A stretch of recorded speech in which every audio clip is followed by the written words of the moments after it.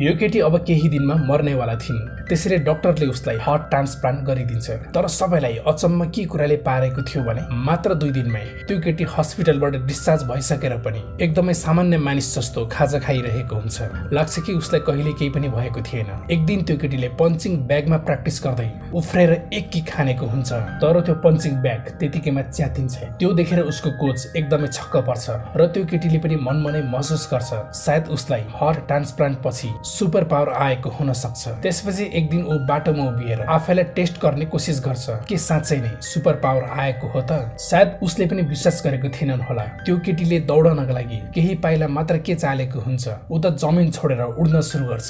उसले अगाडि गुड्दै गरेको स्कुटरलाई पनि ओभरटेक गरेर अगाडि गइदिन्छ र यसरी नै हावामा उड्दै दौडिरहँदा उसको आँखालाई केही कपडाहरूले छोपिन पुग्छ। जब उसले आफ्ना आँखाबाट ती कपडाहरू हटाउँछन् तब एउटा रोकिरहेको सानो ट्रकमा ठोकिन पुग्छ।